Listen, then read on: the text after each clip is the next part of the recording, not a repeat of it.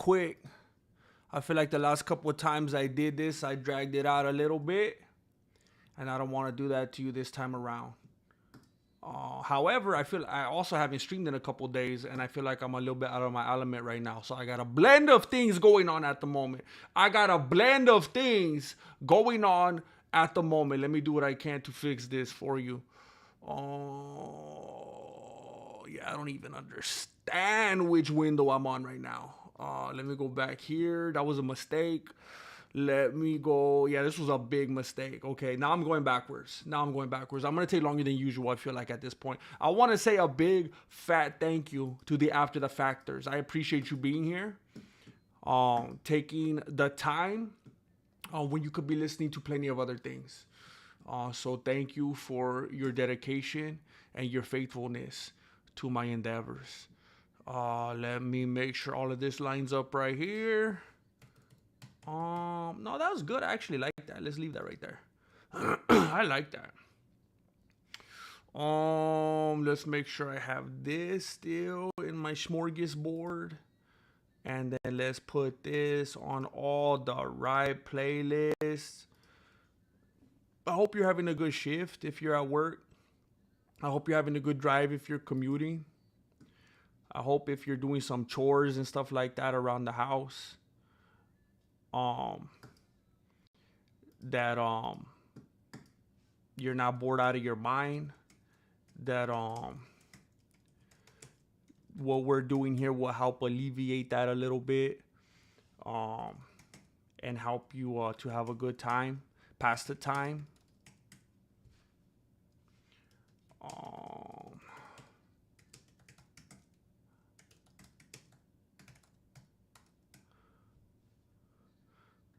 Actually, I'm going to take some shortcuts right here. I'm going to go ahead and save it like this. And I think we're going in the right track right now, in the right direction. I think we're going in the right direction right now. I like what I'm seeing here. Okay. All right. Oh, this is all coming out beautiful. I appreciate your patience. And we're going to be doing this live. We're doing it live. We're going to be making it real right now. Thank you very much. We're going to let the riffraff in now. We're going to let the riffraff trickle in. We're going to let the riffraff trickle in a moment here.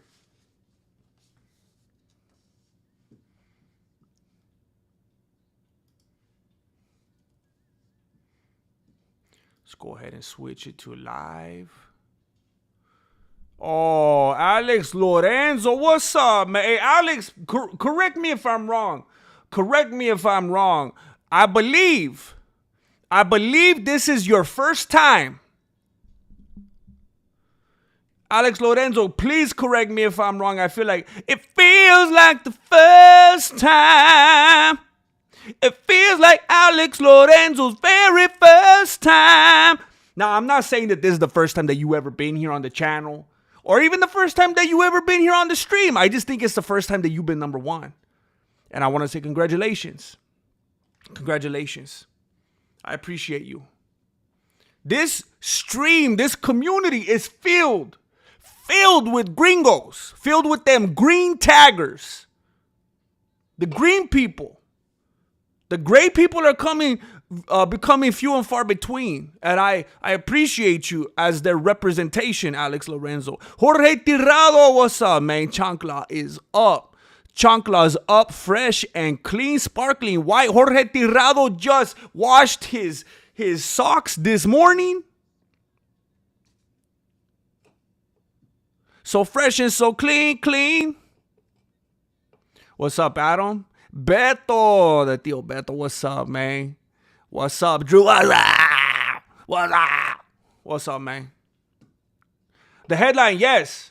I will be getting to my headline in a moment. We only have 30 people in. I'm expecting about 1,200 people today.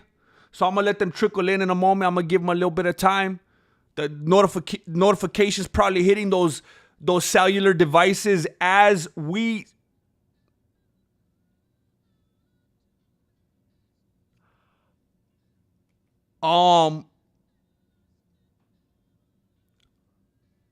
Ladies and gentlemen, and everything in between, I just went live. Like 5 minutes ago. And I'm seeing a notification. I had my phone in my pocket. It says 5 minutes ago. 5 minutes ago. Like I felt my thigh vibrating. And to be honest with you, I thought it was just twitching a little bit because I just came off leg day. I thought that maybe I was just feeling some of those, the after effects. And I'm seeing I had a notification from PayPal. I just went live 5 minutes ago. And 5 minutes ago, I felt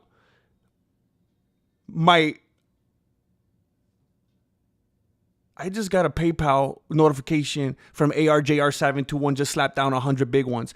I don't even know if I was streaming technically yet when he did that. I don't even see ARJR here right now. I don't even know if he knows I'm streaming right now. I don't even know if he knows I'm streaming right now. And he just slapped down 100 big ones. He put, cause this too shall pass. Times are hard, but you ain't soft. Hey, you've been paying attention, bro. Look at this dude, man. I don't even know if he knows I'm live right now.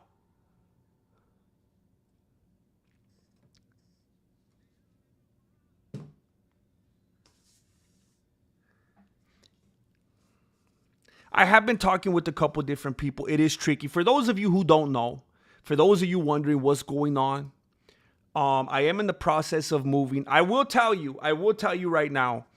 It's been quite the saga. I've been talking about it for a while now. Yesterday.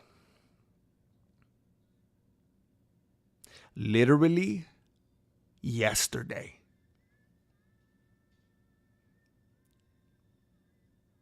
We put a deposit on a new pad. I now know where I'm going to be living. And I know that sounds like a weird thing to say, but it's not until you don't know where you're going to live for like weeks, months. It's not until you have no idea that you realize how big of a deal that is. And those of you who have been plugged in, and those of you who care, and those of you who have been asking and looking for updates and encouraging and so on and etc., you'll understand the significance of this. It has been a roller coaster.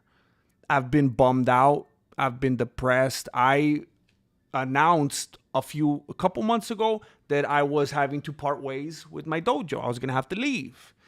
Didn't know where I was going. Didn't know how long it was going to take. Didn't know what was going to happen. People kept coming and looking at the house. Things kept going wrong. Things kept breaking down. Oh, no, we're not going to be able to sell it. No one's going to pay it. Blah, blah, blah, blah. Wah, wah, wah, wah. Someone finally bought it.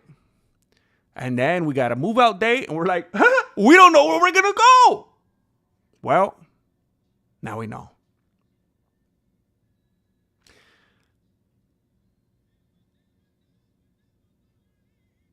The circumstances are out of my control.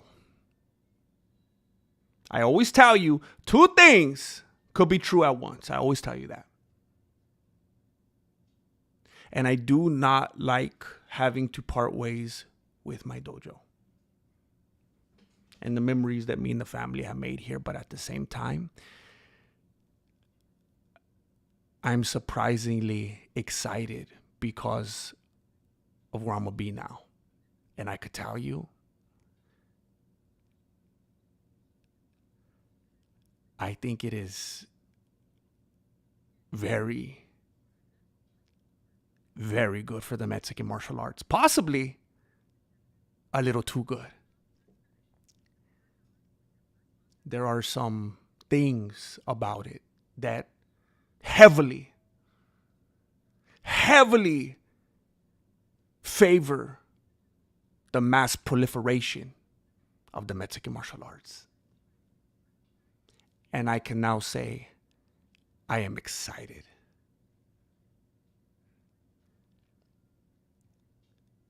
And I feel right now, and I know some of you could relate to this. Some of you that have some kind of depth could relate to this. I kind of feel like I'm in the midst of a funeral right now, and I'm just waiting for it to be over so I could go to the reception already. I hope that doesn't sound crass, or like, I feel like you'll understand what I mean by that. I feel like I'm in this little limbo of mourning right now. Like, it feels weird still being here when I know I got to get out of here. It's like, I'm gonna miss it. There's certain things that bum me out, but I just want it to be over already. I just want it to be done. I just want to get to the, it's like, I mentioned this before, and it's a weird example that stayed in my beanie since I was a teenager. I had this, like, one of my best friends whose dad had passed away, and it was a long drawn out sickness. And I remember when the dad passed away, a lot of people criticized the mom because they're like, she's not even crying. She doesn't even seem like she's mourning. And my friend was like, dude, she's been crying. She's been mourning all these years that he's been sick. Now she could rejoice that he's not feeling pain anymore. And it's over for him, and now he gets to rest. That always stuck with me. And that's how I'm not going to try to that closely equate this to that, because that's talking about someone's life right there. But I feel like I'm in this weird period, this weird limbo of being bummed out and mourning, and kind of just like mourning the place every time I walk through different areas, and just being like bummed out all over again. It's like, I just want to be there already and just bask in the present of what that's going to be, and just keep going forward. And I'm excited. I'm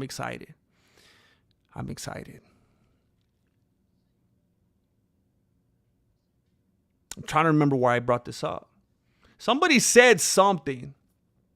Oh, ARJR721 said that. He said, and he's still not even here. I don't even know if he knows I went live.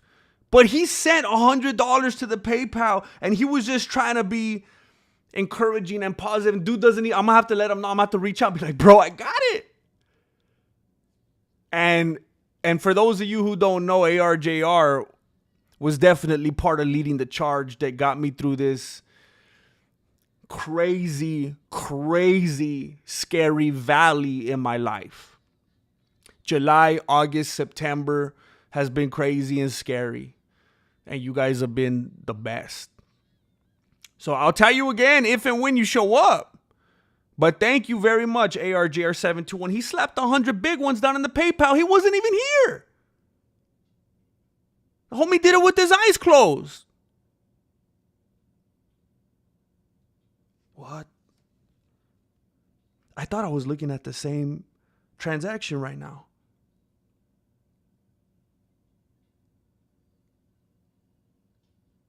Oh my gosh, I thought I was looking at the same transaction. I haven't even got to my first topic, and another individual just slapped down another $100 in the PayPal. And I apologize. I'm not able to make the correlation right now. I'm not seeing a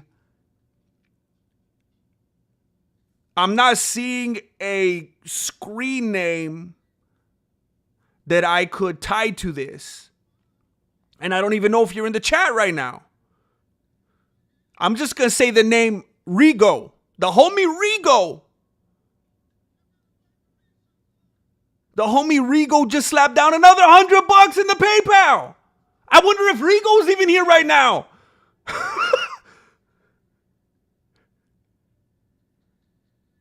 Rigo, I appreciate you. I don't know if there's a correlation to your username. I apologize if I'm not catching it. I don't know if I've already been talking with you, but I don't know the name. Bro, thank you. Another 100 big ones in the PayPal just like that. I haven't even started telling my stories yet. I haven't even done my first ad read yet.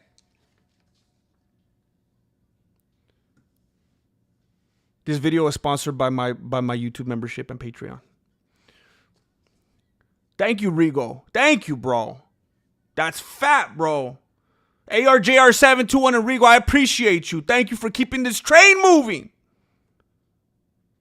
Let me say hello to some people real quick. We got 50 people watching right now. I'm waiting for about 1,200 today. I'm waiting for about 1,200. So hold on. Let me say hello to some people real quick. But can Jon Jones save the Raiders? Pfft. Nah, him and his brothers, all three of them. Even if you put all three of them on there. Disco Golf Hutch. What's up, bro? What's up, Kirk? Kirk Lazarus. Thank you, Loveology. You're very kind. You're very kind. There's a lot of brainwashed people out there. So I respect your individuality. Alex Lorenzo, I've been in this lot a few times. I remember your old videos. Thank you, bro. IQ as number one. Thank you for not saying how amazing my old videos were and how disappointed you are in me now. Even if that's what you're thinking. I appreciate it.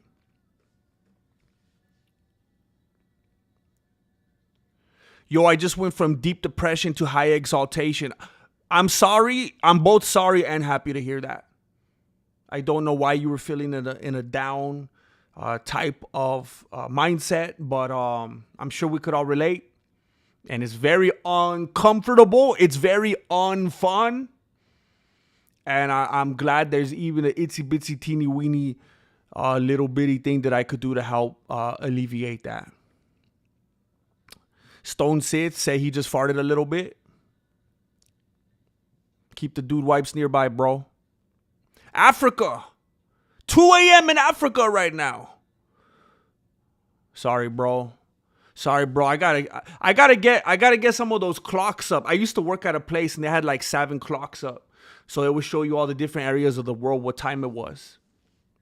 The only problem is they weren't digital, so I didn't know how to read them.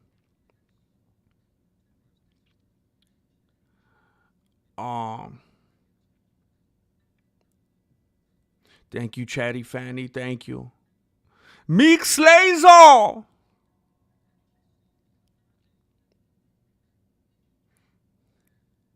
Oh, you're good, Jane Caulfield. I was still, it was just a bunch of padding, you know?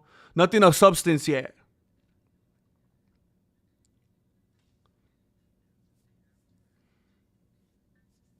Disc Golf Hutch for sure, bro. For sure. I mean, I think back to some of my lowest moments. Lowest moments. Even the best of us had them, bro. The best of us had them.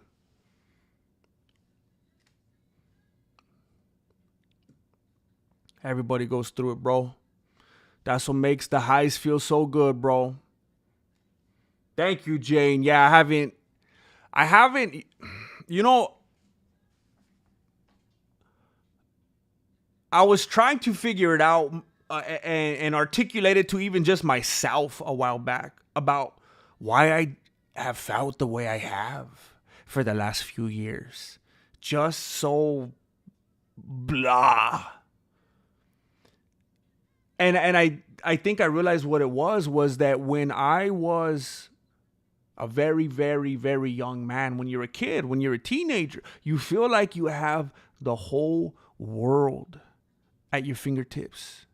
Just right there outside the door. It's right there. You're on the cusp of it. You could do everything you want to do, anything you want to do. There's all the potential in the world. And I think when you lose that, when you lose the feeling of any kind of purpose or something you're striving for, any kind of goals, it's just blah. And I feel like the last few years, it's like, okay, I already have this in my life. I already have that established in my life. And this is just who I am and what I do now. Get up and provide, pay some bills. Don't do anything illegal. Don't get arrested and just live the rest of your days out, you know?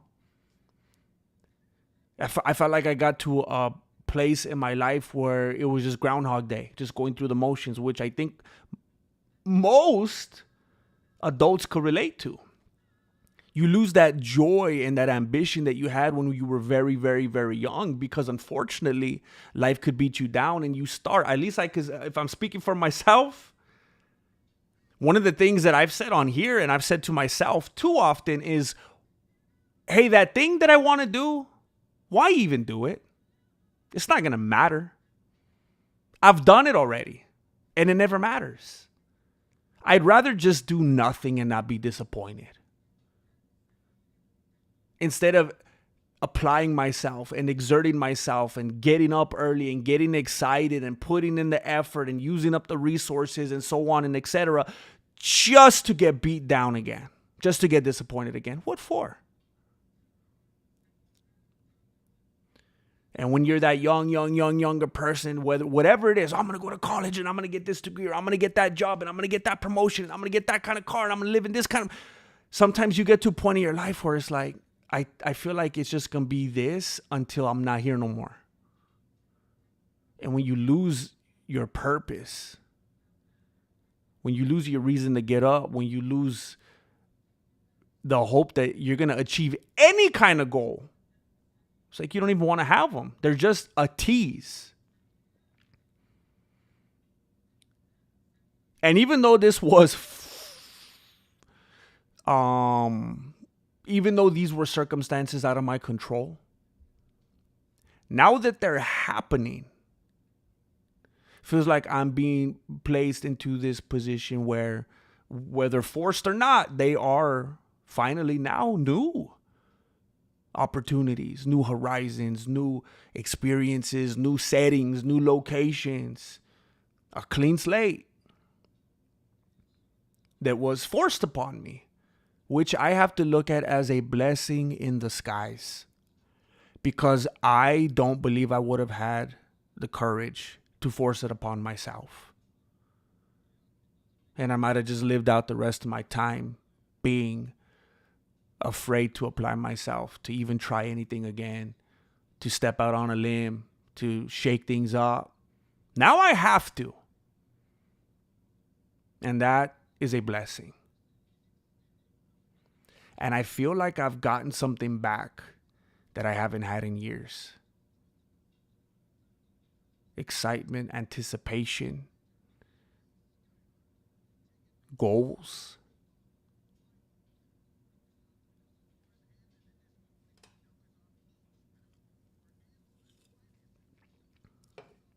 I don't have the privilege, or, depending on how you look at it, the curse of going through the motions anymore. And I'm choosing to be thankful for that.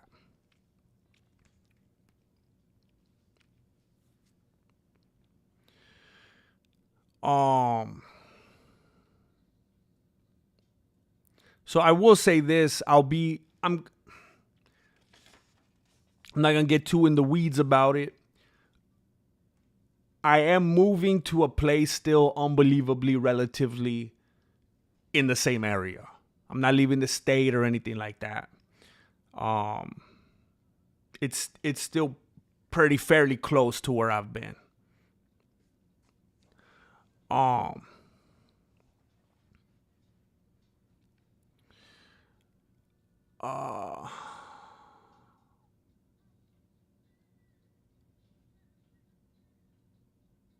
Wait, what the?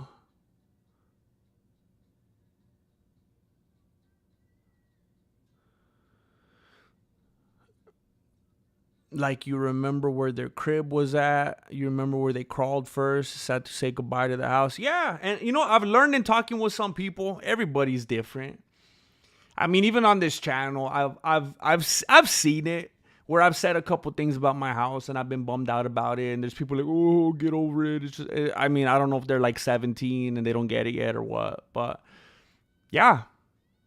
And I'm not gonna get too detailed about it, but I am a person that tends to have issues with inanimate objects, and not in the way that you're thinking.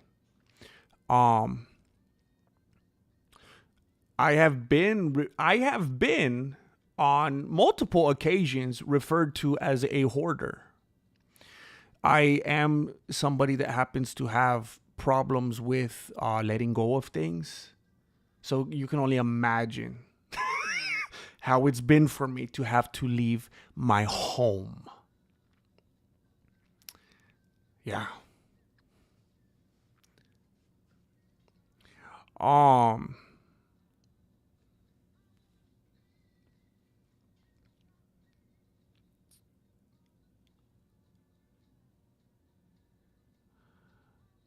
I'm still trying to catch up on the chat. I apologize. I will be getting to my first topic very soon. I just want to give everybody a good hello. Someone needs to tell Connor McCoker that the White House doesn't mean what he thinks it means. I haven't heard that one before.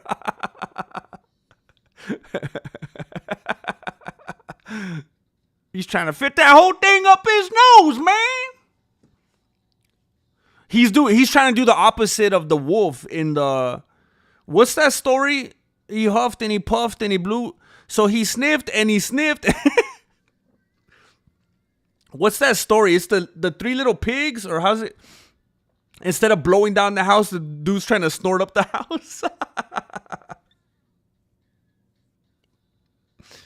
Rigatoni legend. He says, that's me. Just wanted to give you a congratulations on the new deposit. Thank you, bro. Thank you, bro. That deposit, yeah. We had to hurry up so that the house was secured. So it did take a little bit of wind out of the account. You know what I'm saying? So that does definitely help fill the hole that deposit once inhabited. So thank you very much, Rigatoni. Very happy to see you here. I appreciate you. I've always been partial to rigatoni. Currently eating a bagel sandwich with salami, bologna. Oh, salami and bologna. Bro, you're cross-training that thing. Pringle chips in between. Ooh, no, that ain't weird, bro. I love putting chips in my sandwiches, especially the kettle chips. Super crunchy, bro.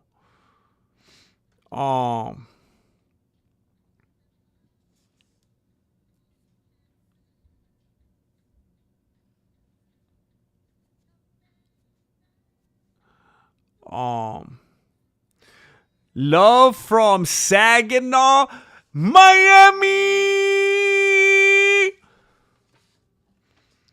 Always manifesting positively. I appreciate you. My love, all my love to Miami. All my love to Miami.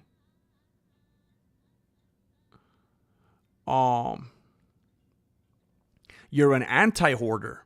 You are exactly like Marilena. I mean, it's the worst. It's the worst. We've had so many disagree to agrees on this topic. You could give her a birthday card. I could give her an anniversary card, right? And she'll go, oh, thank you. Trash. She could get the ultrasound. She could get the ultrasound from the nurse. Oh, look at the baby. Oh, is this pee-pee? Oh, it's a boy.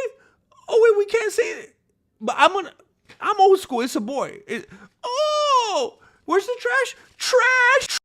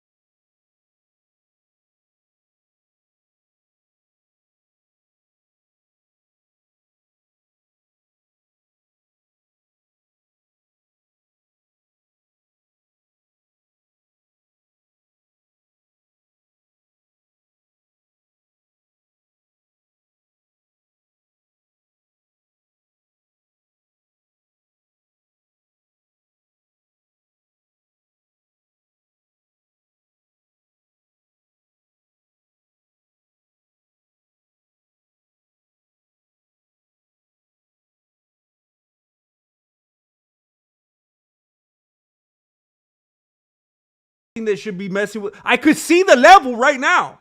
I could see the level.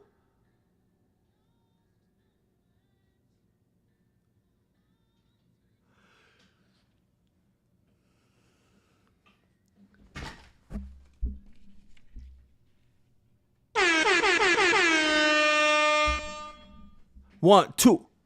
What? Oh, it's back. It's back.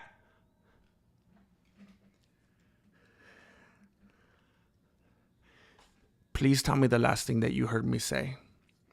Because I was saying some life-changing stuff right now. And I was getting a little bit emotional, and I was sharing some stuff that I typically wouldn't. And I thought I was dropping some nuggets of wisdom. And I don't know, what's the last thing that you heard me say?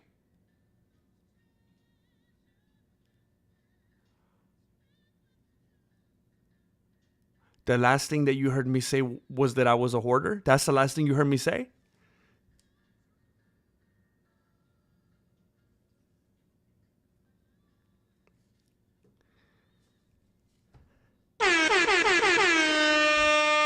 ARJR721, I don't know if you just got here. I was singing your praises earlier. You dropped down 100 big ones in the PayPal like seconds before I even started streaming. You dropped 100 big ones in the PayPal. I think I was barely about to go live. Thank you, ARJR721.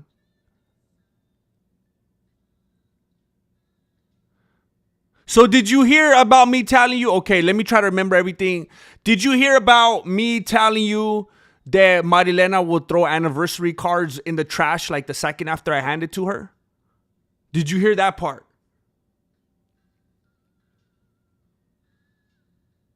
Don't ever become a mime.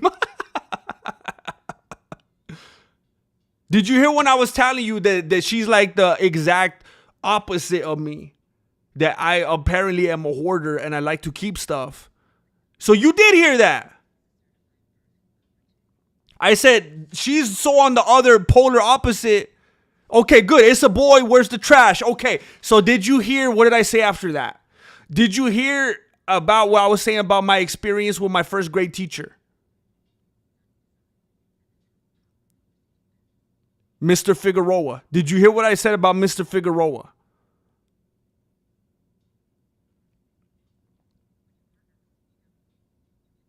Does anybody remember anything about Mr. Figueroa? No. Nobody heard about that. Okay, good, because I kind of regretted that one. Let's move on. I'm telling you, it's a blessing in disguise. These things happen, and you make lemonade. That's what I'm saying. Let's move on. Exactly, Leon. Mr. Who? Exactly. Okay. Anyway, let me get to my first topic here. We are talking about Mr. Jon Jones. Oh, by the way, they said it couldn't be done. And you know what? I'll be honest. I kind of thought it couldn't be done. I didn't say it, but it crossed my beanie. Episode 9. Episode 9 of the All of a Sudden podcast. Episode 8 was like over a month ago. Episode 8 was me talking about how Chamoyev was going to lay out Du Plessis. It was prophetic. It was common sense. Over a month ago, here we are, episode 9, All of a Sudden podcast. Thank you for being here. We will get to double digits. I can't promise if it'll be in this dojo. I don't know what we're going to be when it happens.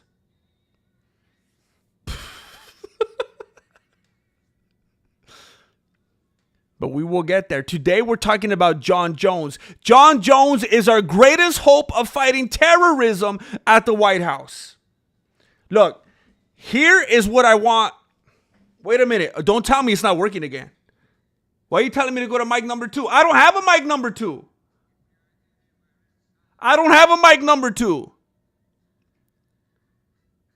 have a camera number 2. It's the same microphone, but I got a camera number 2, but I don't have a mic number 2.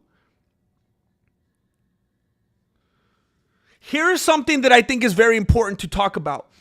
I am not a Jon Jones fan. I've said it too many times.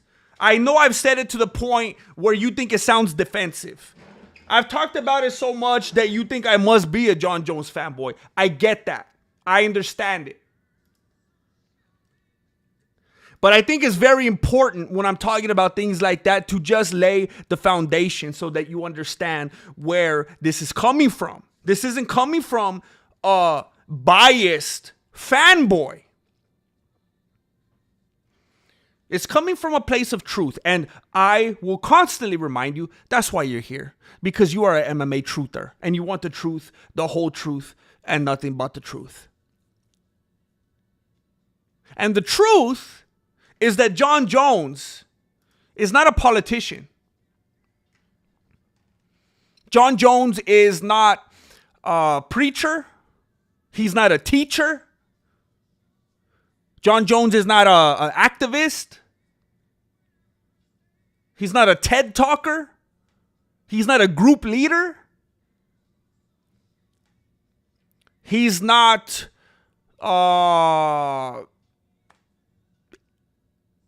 he's not positioned himself as a role model. Now, we understand that people will take it upon themselves. People will take it upon themselves gladly to go and make someone their role model. But Jon Jones has done nothing to position himself to be a role model. He's a fighter. He is a fighter. In the old days, what did this look like? I mean, we got civilized and we put too many expectations on these people. We give them too much credit. In the old days, what would that have looked like? In the old days, what would Jon Jones have looked like? He would have been in a coliseum.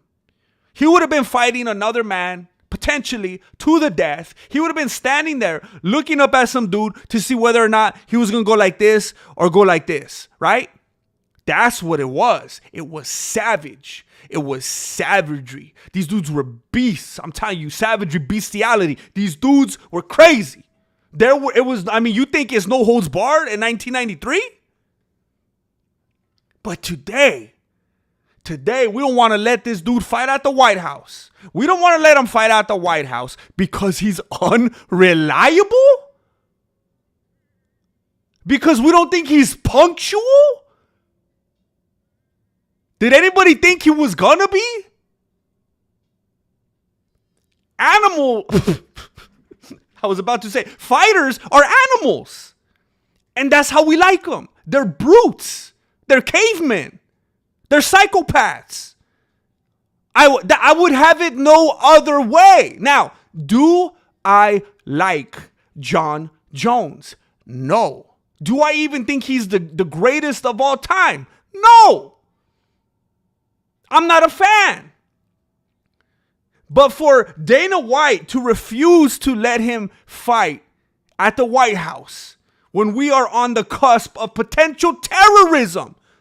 If Jon Jones doesn't go to the White House and fight Tom Aspinall, who's going to do it? Are they going to lure Brendan Schaub out of retirement?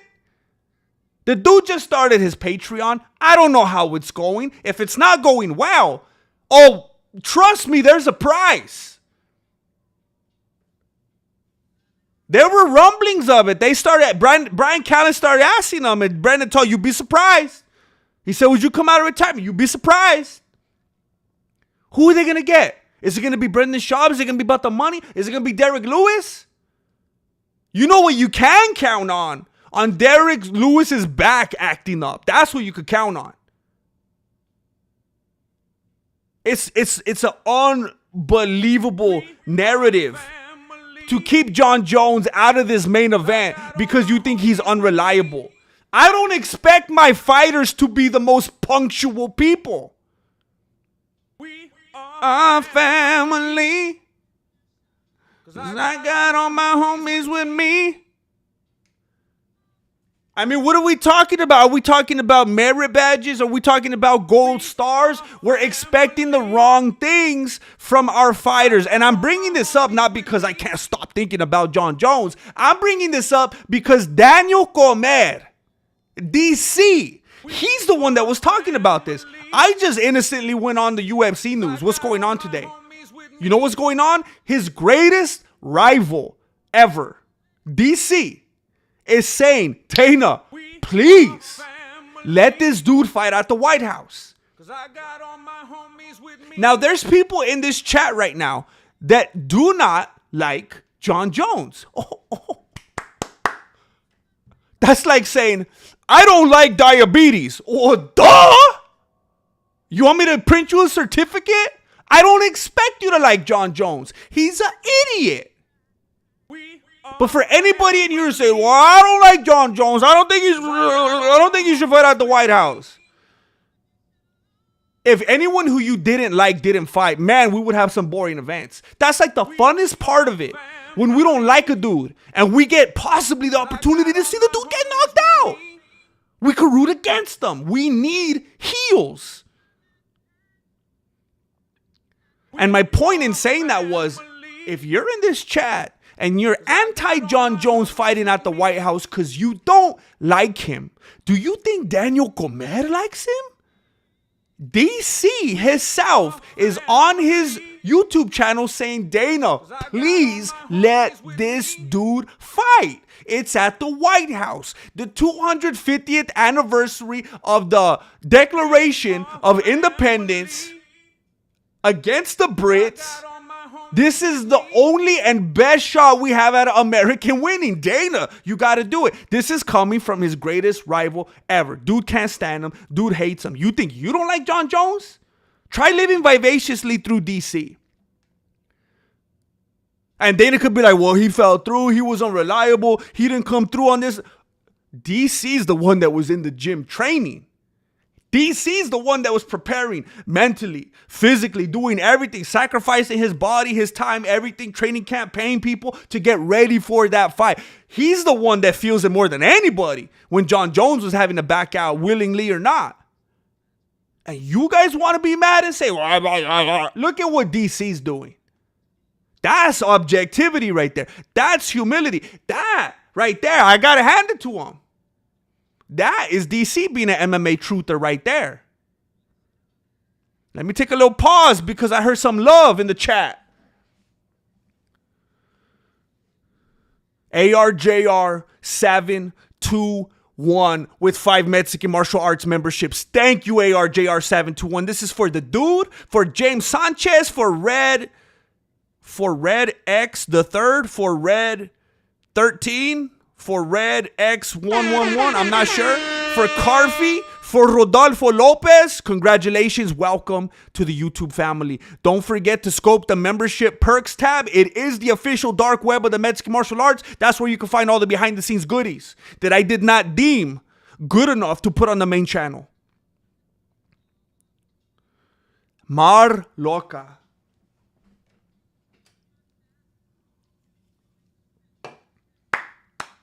Thank you, Marloca, the official prima of the Mexican martial arts. Lord Daquan of House Rastafarian. Fresh Guac. Maib Hassin. Brandon Leask. And Soldier Troy. Thank you. Thank you for contributing. And welcome to the family, you bunch of gringos. Welcome to the family. Leon Enriquez. I see your point, GM. I really don't like nor agree with almost any MMA fighters' politics in the UFC. But oh boy, do I pay my UFC annual fee to watch the fight nights on Saturdays. LOL. Love Jon Jones. His fighting, not him. Leon, Leon, thank you. Thank you for that. I see your point. I really don't like or agree with most any MMA fighters' politics in the UFC. I do pay it. I love Jon Jones, his fighting, not him. I appreciate that and I respect that, Leon. Thank you. And look, I know there's a lot of people who will not agree with this. I'm very, very much aware. I get it. And I'm not going to give you a hard time for it. I know there's people and there's something very respectable about it. It's consistent. There are people who will say, I don't like that dude. Therefore, I don't want to have nothing to do with anything he produces. I don't like that dude. Therefore, I'm not. It's like someone that's like, Charles Manson's a bad dude. I ain't going to listen to his album. And like me, I would say Charles Manson is a bad dude, but he's got some sweet tunes. And the reason I could say that is because if I'm going to be brutally honest, I am a selfish consumer. And I know those of you who are around here often are sick of hearing it, but it's my easiest, most accessible examples. I think The Cosby Show is one of the greatest things of all time. I love it. I will watch the reruns till the wheels fall off. Now, do I think what Cosby did was a terrible thing?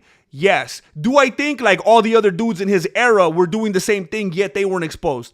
Most likely. That's not the point though. What I'm saying is, even though I don't sign off on it, I don't vouch for it, I don't like it, I wouldn't do the same thing, I'm going to still watch the show. You know the nighttime, night and day is the right time, night and day, to be with the one you love. It's masterpieces. They're classics. It's where Adam Sandler had his start. R.I.P. Theo. I'ma still bump. I don't see nothing wrong. You know I don't see nothing wrong with a little bumping. Have you ever heard the remix? I don't see nothing wrong. It's so much better than the original. I'ma still bump that.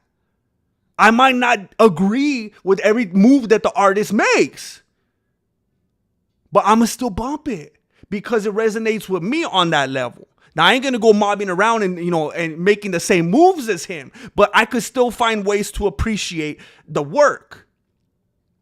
And I think that's what Daniel Comer is doing right here. Dana has trust issues because of what Jon Jones has done in the past, events that have been destroyed in the past because of him. But again, DC experienced this firsthand. Dana White still made his money. Yeah, the remix is way better. That's what I'm saying, Chrissy J. Respect. Too many people don't know. DC experienced that firsthand. He's the dude that was supposed to share the cage with them. He was the one that was losing weight. He's the one that was training. He was the one that was putting in that time on the mat. Scrapping with dudes, getting ready, paying trainers. And he's the one that's saying, Dana, this is the fight game though. We need this. Who are you going to put against Tom Aspinall? You going to let Alex Pereira hold on to that weight and he's going to go fight him or what? He's not American either. You need a real American. Fight for the... That's what you need, Dana.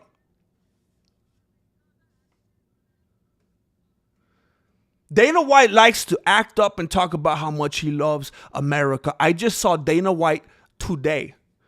I saw Dana White today sitting next to Donald Trump at an event. Today, a live event, sitting up there, trying to represent the country.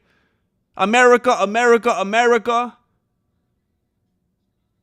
While at the same time, he's not giving America the best swing. He's not giving America the best chance. He wants to throw Derek Lewis in there.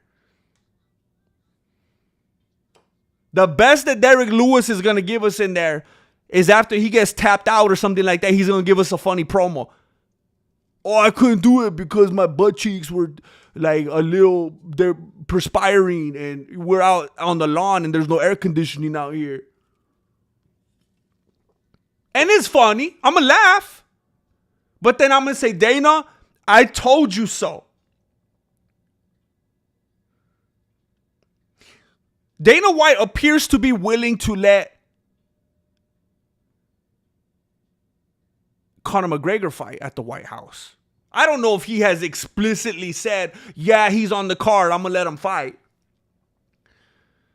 But he has not shot it down. Not even close. Which makes me think about Conor McGregor's reliability. Conor McGregor's consistency. Well, we know that we could rely on him. We know that he's consistent in all the different ways that he's showing up in the news all the time, whether it's old men, whether it's young ladies, whether it's big ladies, whatever it is, this dude's acting up, punching DJs, assaulting employees, embarrassing his family. I mean, okay, I guess he's consistent, but it ain't for the right reasons. And maybe Dana doesn't care because Conor's not representing America. Maybe that's why he don't care. Maybe at that point it's just a freak show.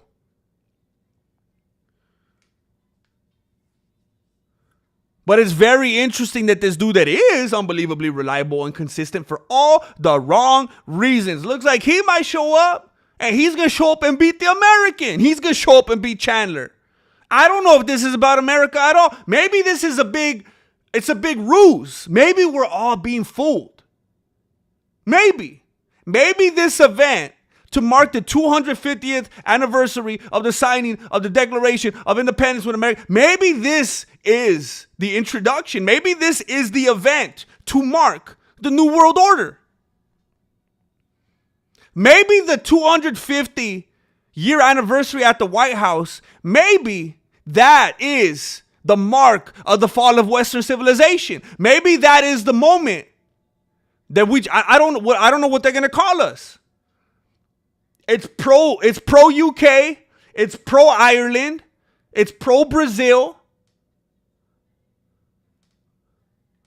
I mean, you look at the end of days information, America ain't even in the story. America ain't even on the map. And maybe this is where it all takes place.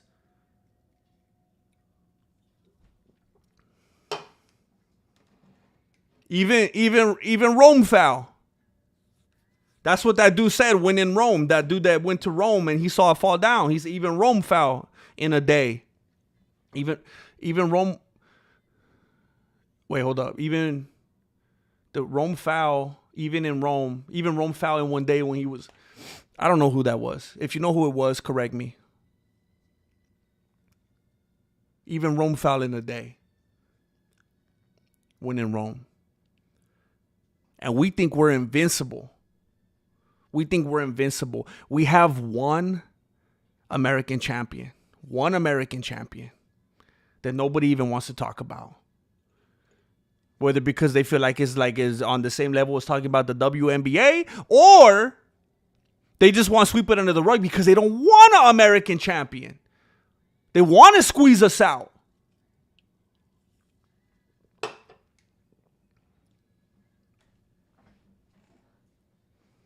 You cannot have an event at the White House marking the 250th anniversary of the Declaration of Independence and have the dude from the UK win. The red coat. And I'm not trying to alienate any Brits that we have here. I'm just talking about history.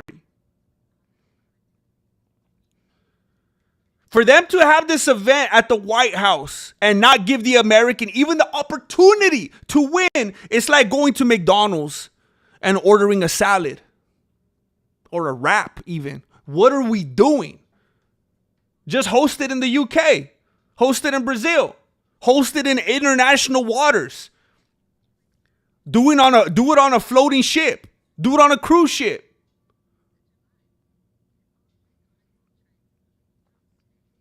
I'm starting to believe that it is one gigantic ruse. And that this is the beginning of the end. America is not on the map in the last days. And now I think I know why. And I think it has a lot to do with Dana White.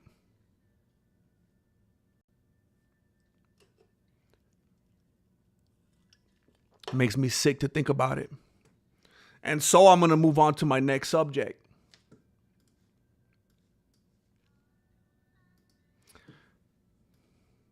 Ronda Rousey. There has been quite a bit of footage of Ronda Rousey circulating lately. Training in MMA.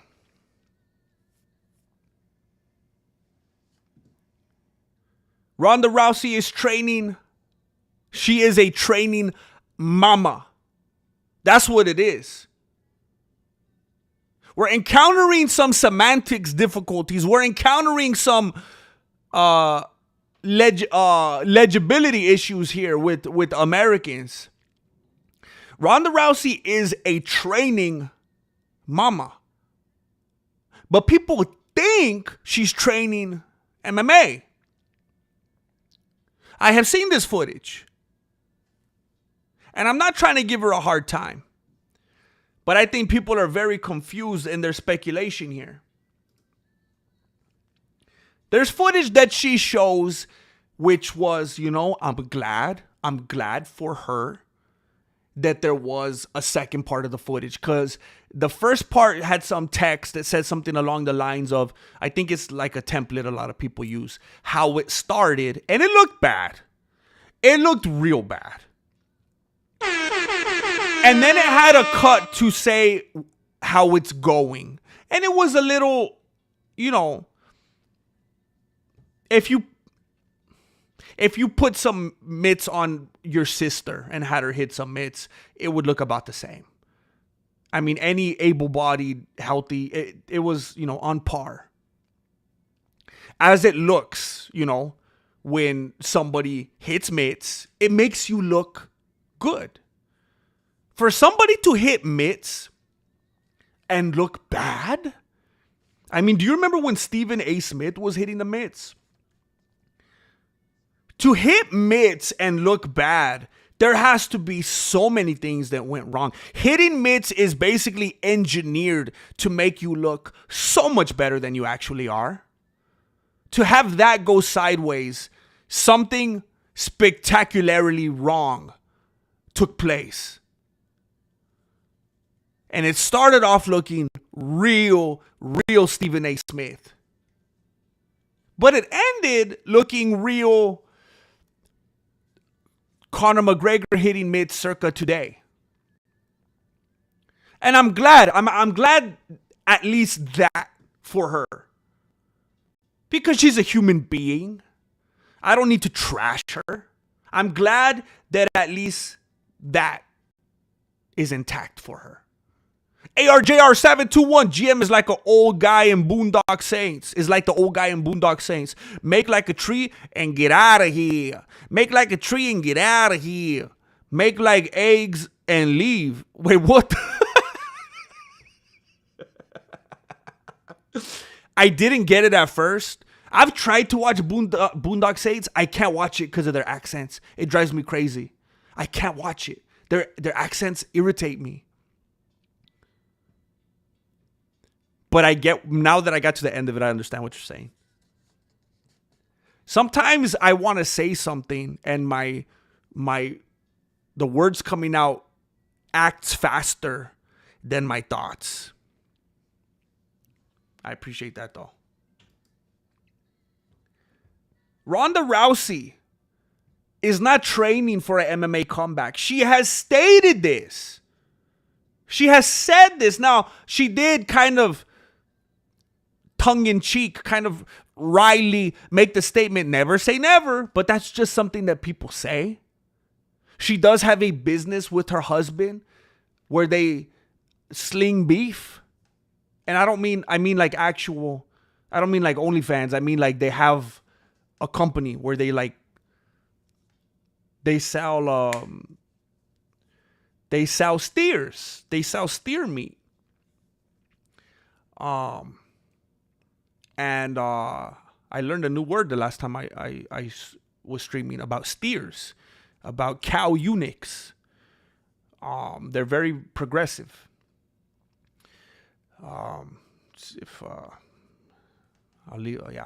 So Ronda Rousey has a business.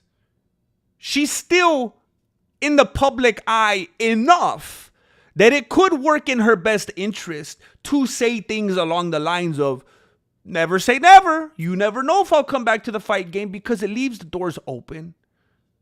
It leaves enough people curious, interested. It keeps us talking about her today. And now some of you might go buy some of that beef.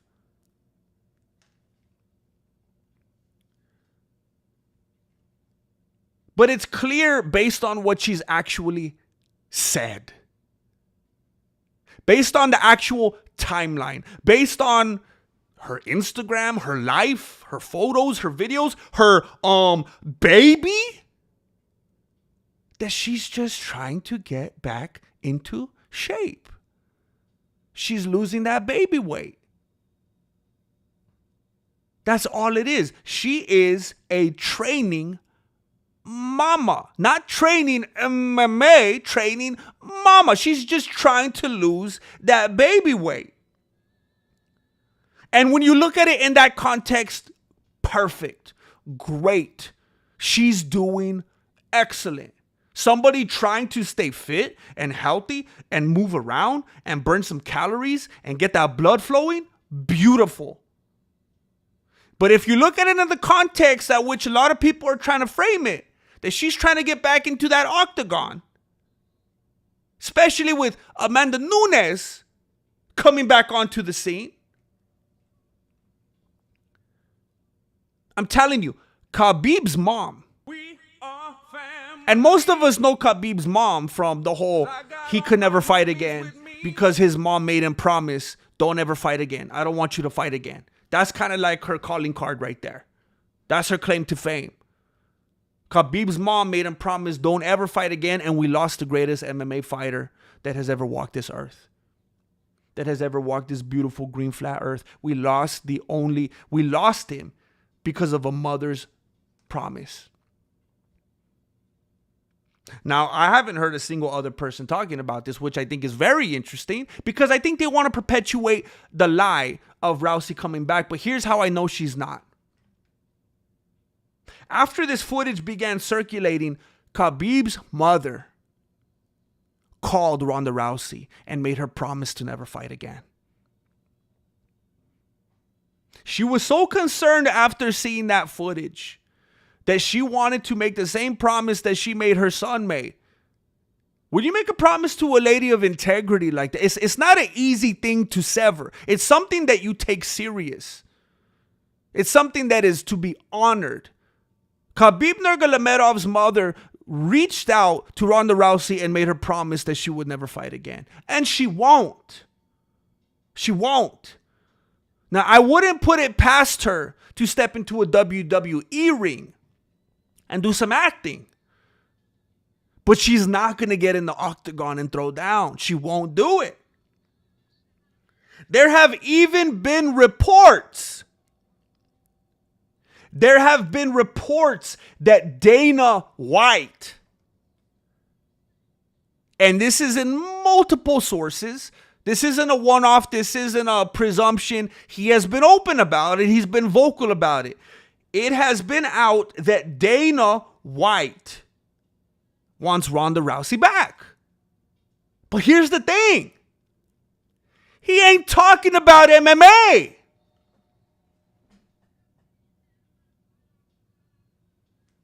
Oh, Dana White wants Ronda Rousey back. But he ain't talking about mixed martial arts, homie. He's just trying to get that get back from Brendan Schaub. And people are misinterpreting so much of this. And frankly, it's disrespectful to everyone involved.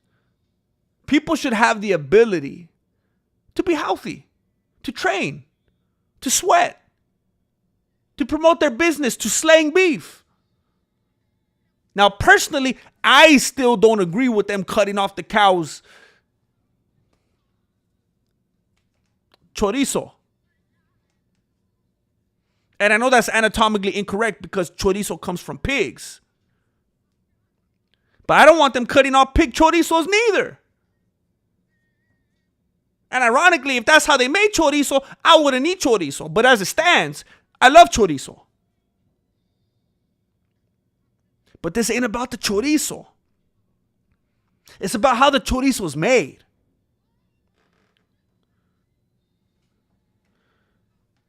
And I think somebody should be able to put that footage out there and stay relevant and sell their beef and get people talking without people twisting it and making it look bad. Now, if we look at it within the context of a mama trying to be healthy, that's beautiful.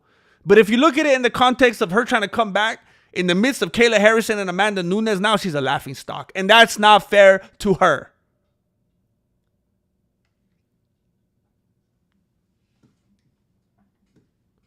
there's one more thing I wanted to talk about today. And that is Mr. Charles Oliveira. Charles Oliveira is trying to go out like Justin Poirier, and Dana is against it.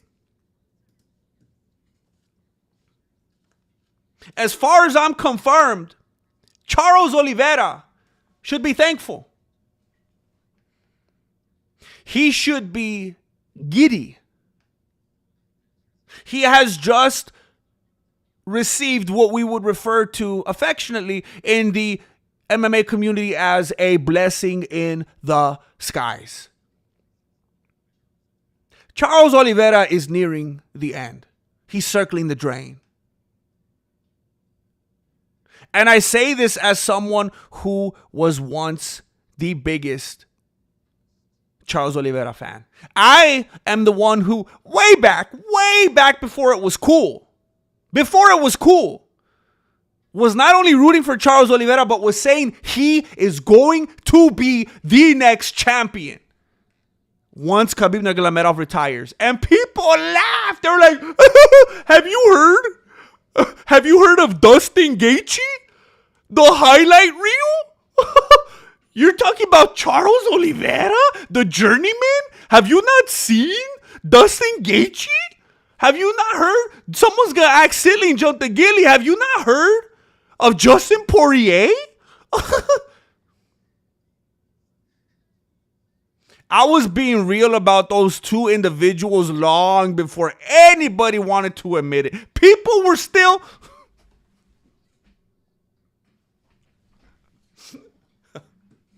People were acting up.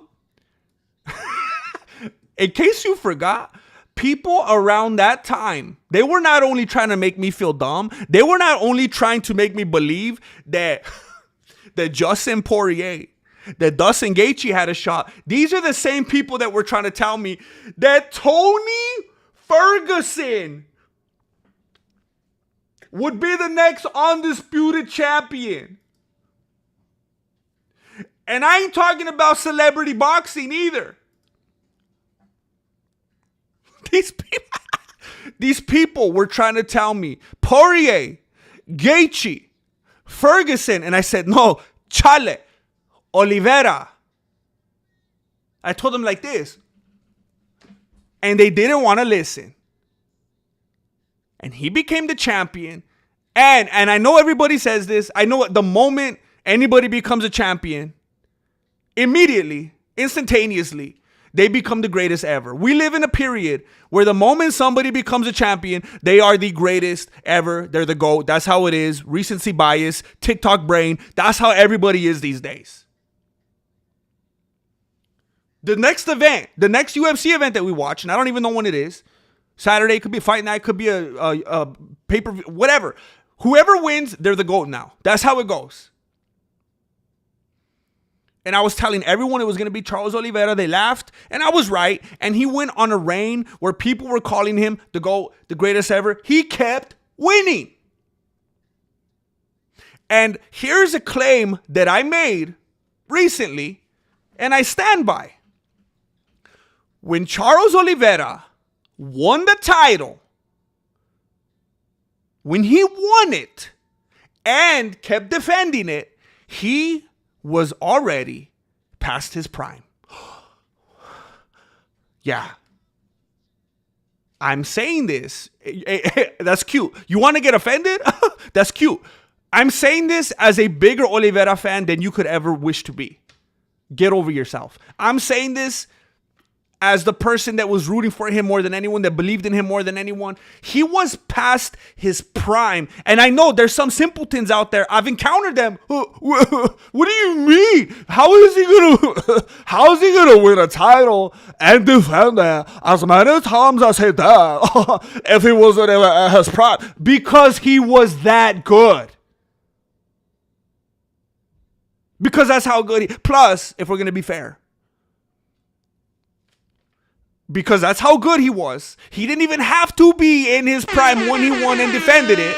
Plus, also, the dudes that he was beating, and this is no knock to him, they either weren't in their prime either, or they just weren't on his level. It doesn't matter if they were in their prime. Doesn't matter. But it's only a compliment to him either way. Ultimately, he was not in his prime during those times. I've watched, now I don't know if you've done this, because sometimes people are a fan of someone and they haven't even seen all their fights.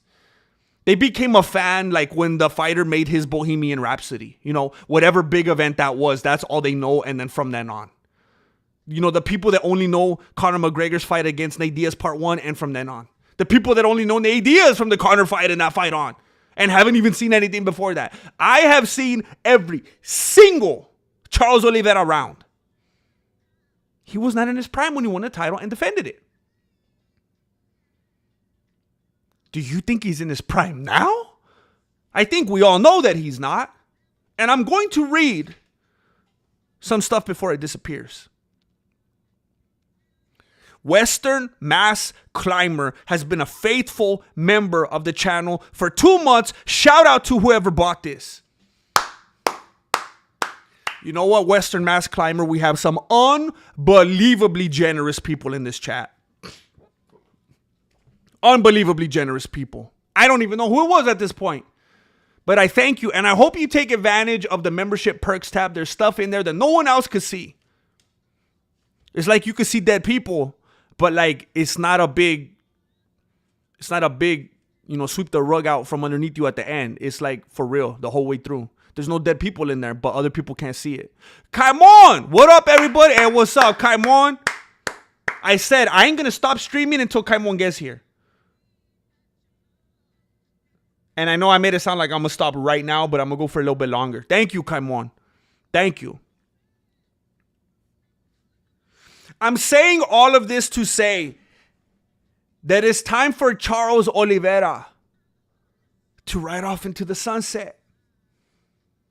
And none of us like it. Do you want to see Tony Ferguson back in the octagon? Like, what kind of example do I need to give you? Do you want to see BJ Penn back in the octagon? There comes that time. There comes the time in every fighter's life where he needs to go box Jake Paul. And we may be there. Maybe not quite as far along. Maybe we could give him Salt Papi first. Maybe we'll give him Mike Tyson first. But it is an inevitability. It happens. Father Time is undefeated. Unless you're talking about Enoch or Elisha. But that's neither here either. Charles Oliveira is very frustrated right now. And I don't know why. He should be thankful because he just received a blessing. A blessing in the skies. Nobody wants to fight him. His opponent pulled out. He can't find anyone else to fight him.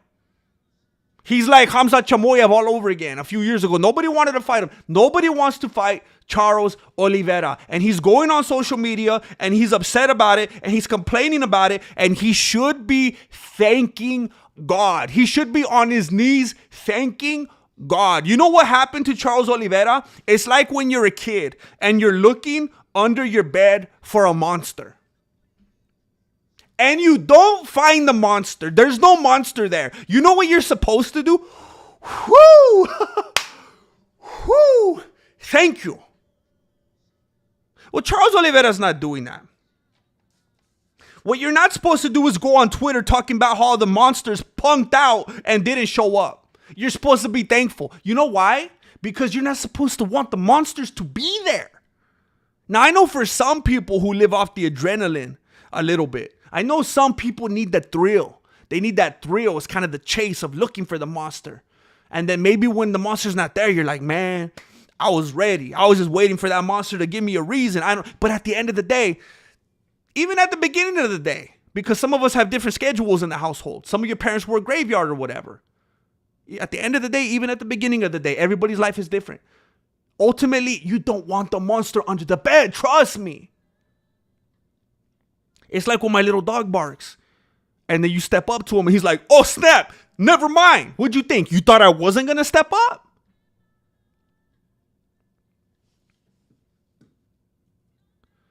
We are family. Mar Loca. It's like these homies were conspiring. Mar Loca and ARJR721 just gifted memberships like at the exact same time. It's synchronicity. And Galacticus just said my first Hayabusa purchase was with the code VOTO. That was my, if I remember correctly, that was my first sponsor ever in life, Hayabusa.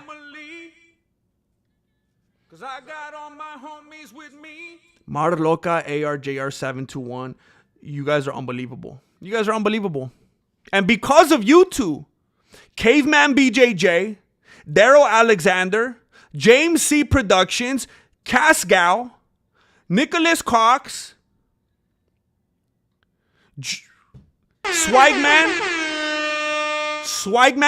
007, Salty Canadian, Danny, Aiden, right? I never seen that spelling. Aiden Spitznick and Jim all are now members of the family. They are freshly crowned gringos, green taggers. All of you new people welcomed into the family. Scope the membership perks tab on my YouTube homepage. It is the official dark web of the Mexican martial arts. Plenty of hidden gems in there. So many things there that I did not find good enough to put on the main channel. Please check them out. Tarinto Rufles. Charles wants that Gucci. He's changed, bro. He's lost. Tarinto, I'm telling you. Now, I'm not going to get too much into that part of the story right now. I did have my fall off with Oliveira. When he became a little bit full of himself, when he started rocking that Gucci, he started spending more time in the Gucci store than he did on the mats. He got a little bit too... Because you know how it's like the blondes just wanna have fun. Oh, blondes just wanna have. That's all they really. That's the when he went blonde, when he went Gucci.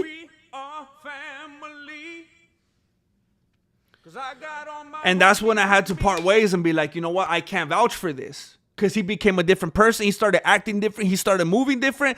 And he started losing.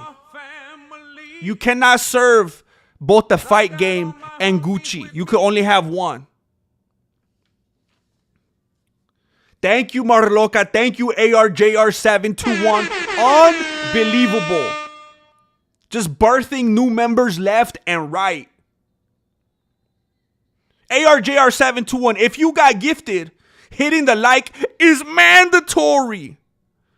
It's like, think of it like those old chain texts, those old chain things that you would get. That if you don't like it, something bad is going to happen and so on and etc. I don't want nothing bad to happen to you guys. So just, it's not a threat. It's just, it's a chain. It's something out of my control. And I just want the best for you. Charles Oliveira has been deprived of monsters. And he's complaining about this.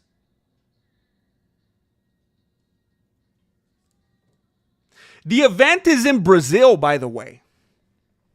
And I think Oliveira has been gifted with this blessing of not having to go out like Justin Poirier. It was a sad thing to watch, and I've never been a big fan of Poirier. There was just always something about him that rubbed me the wrong way. Something that seemed, I don't know, smug, inauthentic. I don't know. I never loved the dude. And it was a shame that he had, I don't hate him.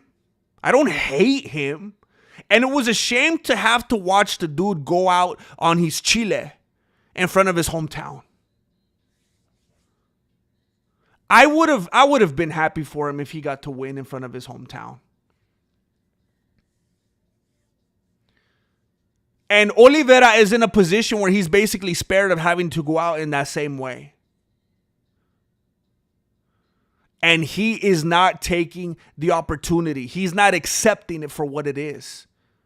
He's going to go to Brazil and he wants to fight a monster and it's going to go sideways. He's not at that part in his career right now.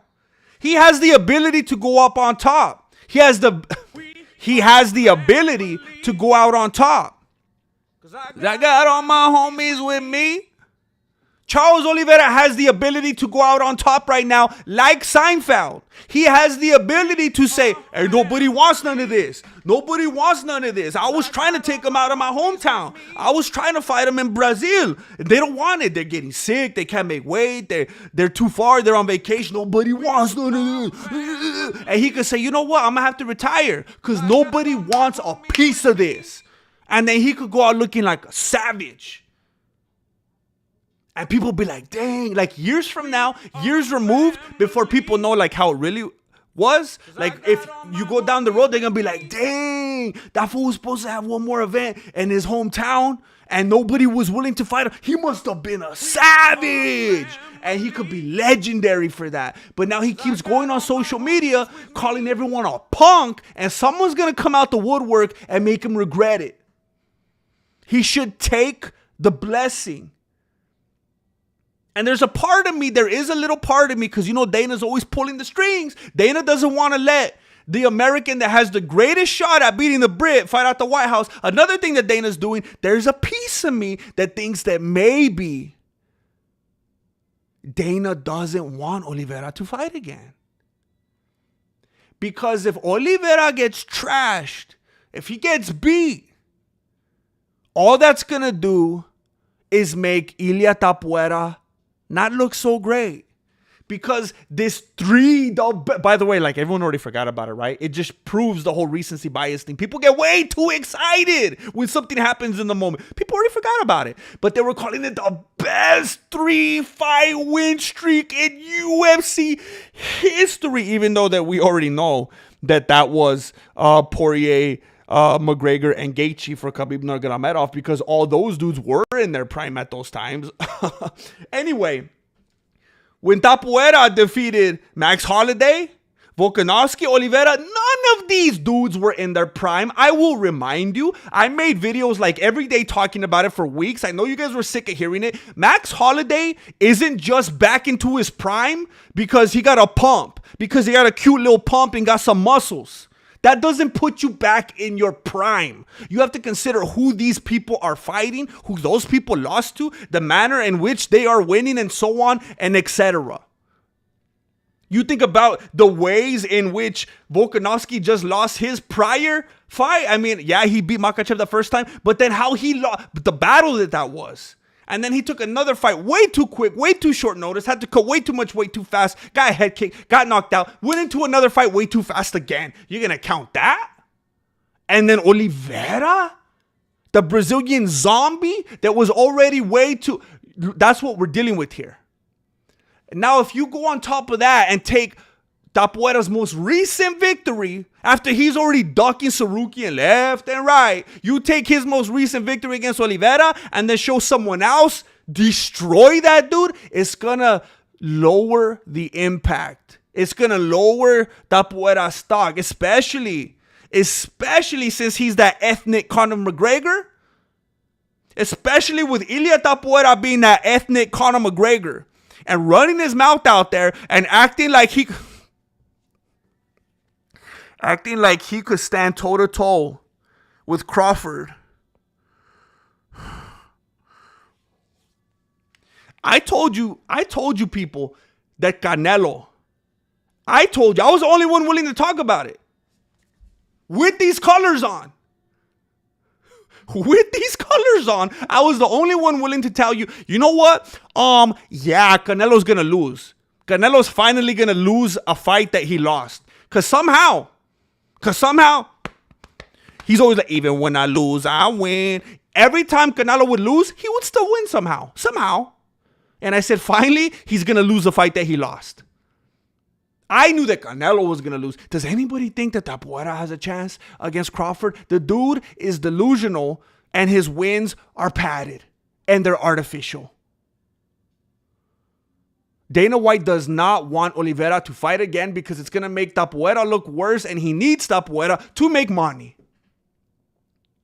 We are Family. 'Cause I got all my homies with me. Billy the Kidder just gifted 5 Mexican martial arts memberships. Congratulations to Daniel Comer, to DC, to Warrior of the Sky, to Holistic Honesty, to Annie, and to B. Rivera. Thank you, Billy the Kidder. Once again, Billy the Kidder is not kidding around. Thank you, Billy the Kidder. Thank you for bringing more people into the family.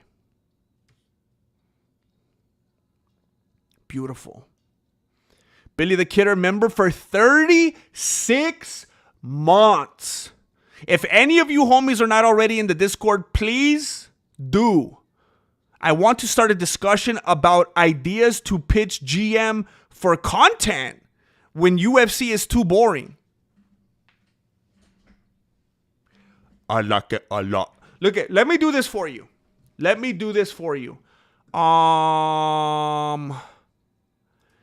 try to make your lives a little bit easier.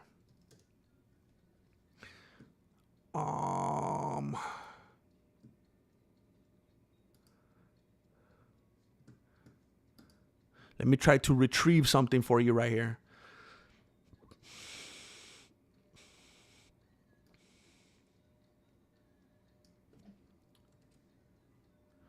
How do I do this? If I go to posts and I go to all channel members for the noobs.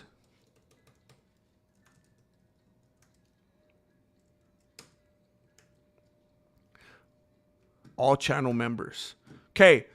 If you are a channel member, if you're a gringo, if you have a green name, that means you purchased a membership or someone gifted you one.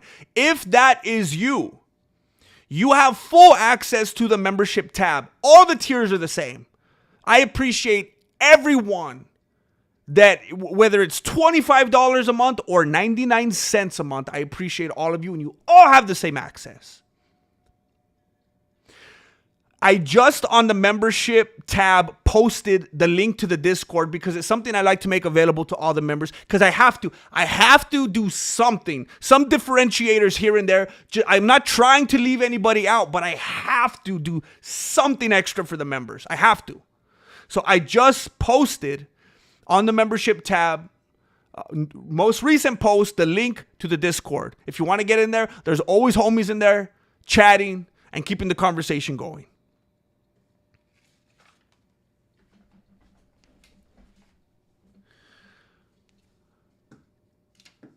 Let me now go back to our regularly scheduled programming and say a warm hello to the homie Big Al.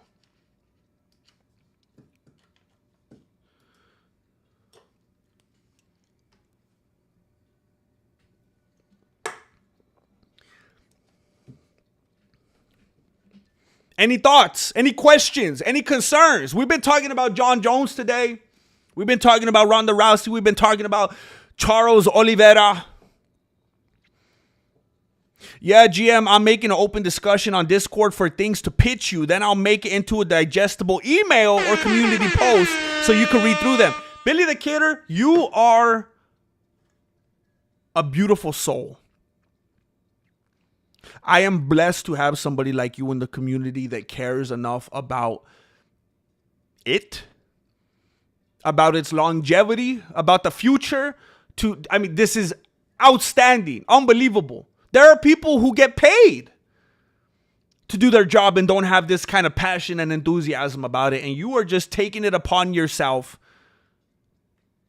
to show some love and support to the community. I appreciate that very much. That's like what I've been hoping for years. Like, I don't expect it from anybody. But if I had these people that just had it in their hearts to just, it's like, wow. That's like clones. That's like other workers where places where I can't be. Thoughts that I can't have because I'm working on this. And while I'm doing this, they're over here doing that. And I'm like, oh, snap. We're multiplying. We got chanclas on the ground. People are trying to help me out with this remaining a reality. Thank you. Tarinto, GM, how do you think Jon Jones apologized? Wait, how do you think Jon apologizing to Dana went? I'm going to be honest with you. I saw a thumbnail, I don't know, a few days ago about some kind of apology. I didn't even click on it. I don't know what the apology looked like. Things have been so hectic with trying to find a place to live and all that. Jon Jones has apparently offered up a recent apology to Dana White, according to the UFC figurehead. This was expressed by White during an appearance on Impulsive. I need to watch that.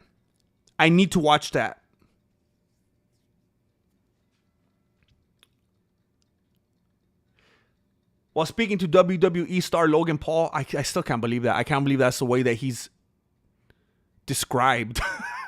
The tumultuous saga of Jon Jones as UFC heavyweight champion saw Bones continually string along the promotion as he hoped to book a title unification bout with then intern champion Tom Aspinall. In the end, Jones would relay to Dana White that he would be retiring, which White made public at the UFC Baku post-press conference. Since then, Jones has indicated his keenness, that's an interesting choice of word, his keenness to return for the planned UFC White House card, which is tentatively mapped out for June 2026, seemingly sidestepping Jones's request and illustrating he has far more faith in a fellow UFC star to come through for a mega event like that. White said, John sent me a text apologizing, but I need people that I could seriously rely on for this one. People talk papas about Conor. I've been in the trenches with Conor. He doesn't care. He'll literally fight anybody. Well, we know that. Conor and I have been talking nonstop, and he's dead serious. Oh, he's serious? Well, that changes everything.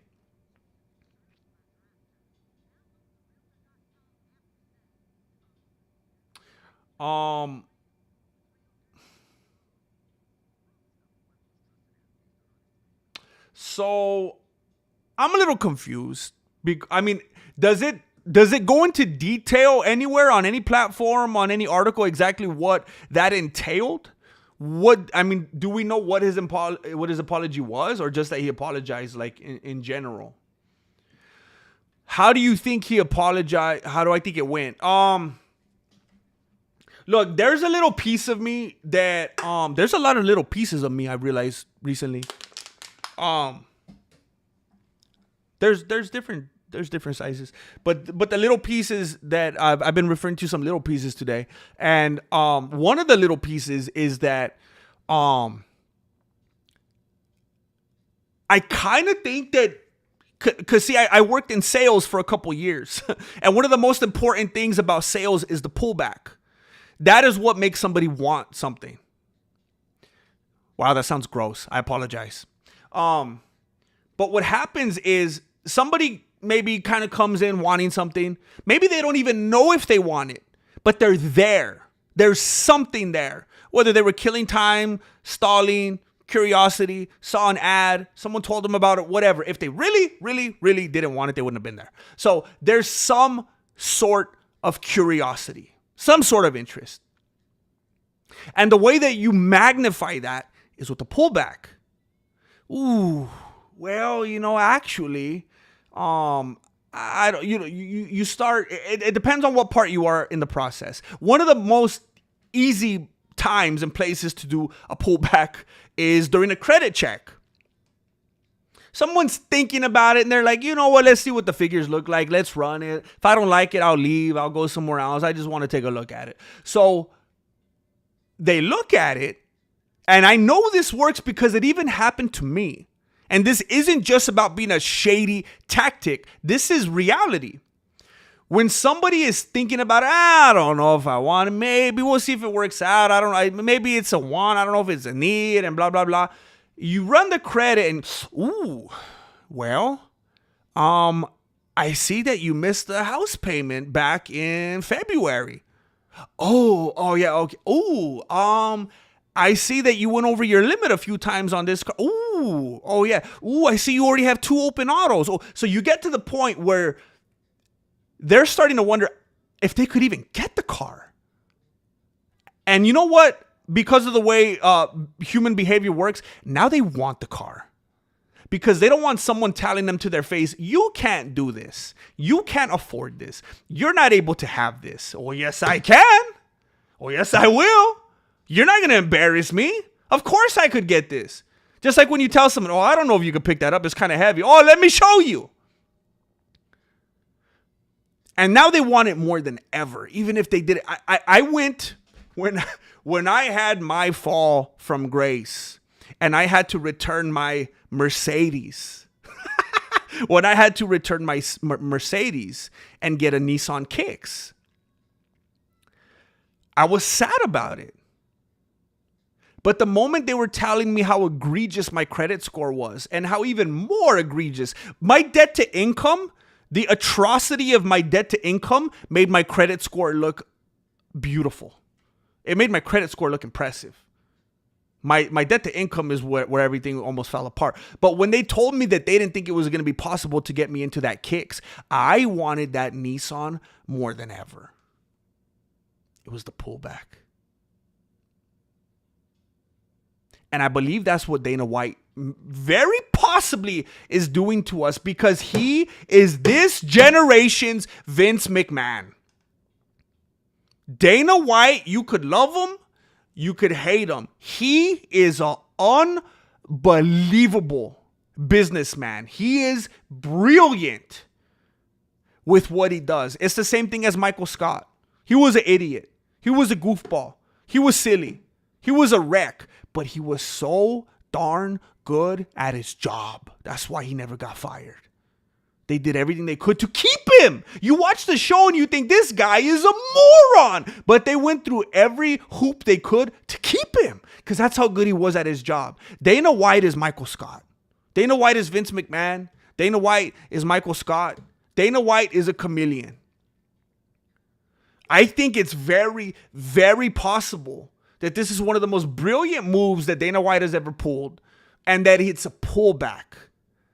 That he's making people want it more than they would have in the first place. He's making people like Daniel Comer, DC, John's biggest rival ever. He's making people like DC say, please, Dana, we need this.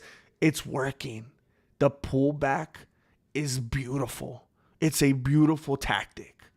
And I think it's working. People that aren't even necessarily Jon Jones fans, people that like to clown on him, make fun of him, make memes, even they are seeing the hypocrisy, the inconsistencies. Again, like I said earlier, we're talking about a fighter. We're talking about a caveman, a madman, a psychopath. These dudes live and breathe to put elbows in each other's faces. We can't expect these people to be the most reliable, punctual, good-hearted people. They're here to entertain us. They're here to fight. And we need to let them do that. If we don't let Jon Jones fight, then what is he doing? If we think about it, if we don't let Jon Jones fight, then all he is someone who abuses people, hurts people, takes advantage of people, almost kills people, does all these disturbing things. Then that's all he is.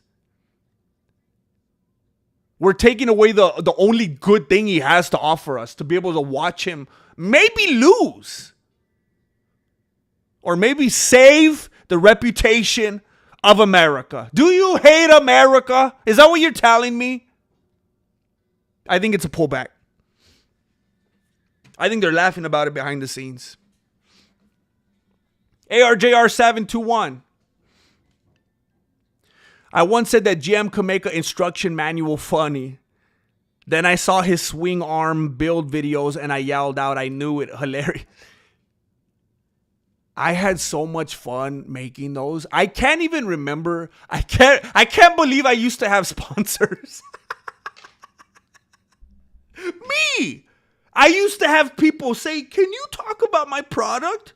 And sometimes I'll even give you money. I can't even believe that anymore.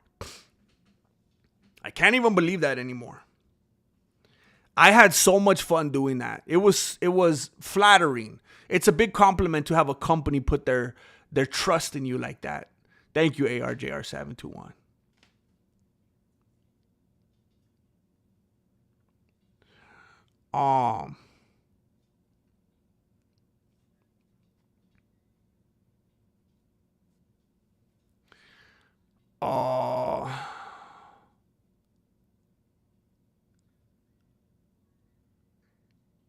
He did retire.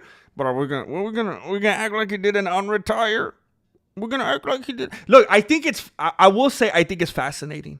I think it's fascinating because, and again, I am not a Jon Jones fan. I just can't let stuff go. If I feel like there's something there to be observed, I can't let it go.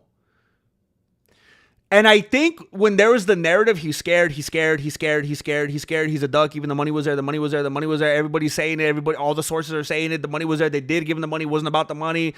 Okay. The fact that he retired and then boom, said, I'll come back. The moment it was at the White House, how in the world could we say a dude was scared? When he immediately said, I'll come back, I'll fight him. If he was scared, he wouldn't do that. He truly, look, we know that Jon Jones is crazy. Do we expect anything? Like, if we're going to be honest with ourselves, do we expect anything he says or does to make sense? Anything. So then why do we expect this to make sense?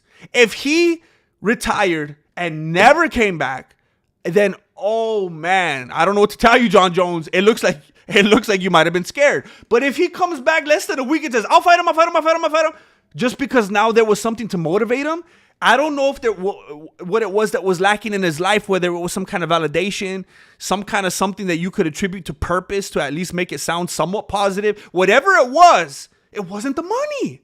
It wasn't the money. And I talked about this with Jesse on Fire a while ago. Jon Jones does not appear to be someone that's driven by money.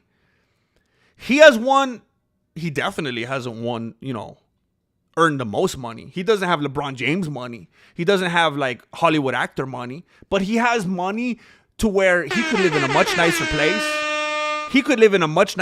If he wanted to. He could drive much nicer cars. He doesn't seem to be a bling bling type of dude. He's not driven by money. It almost seemed like he was just trying to do that to see how they really felt about him.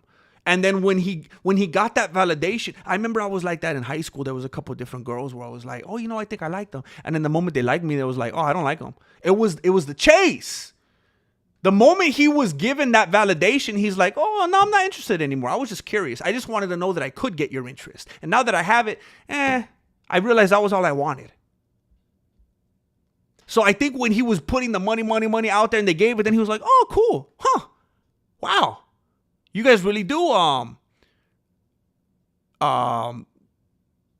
value me that much. Huh. Good to know. And then he's dipped anyway. But the moment it was something that excited him. And different things excite different people. That's why the internet is as vast as it is. Soon as he found that thing, then boom, that's all it took.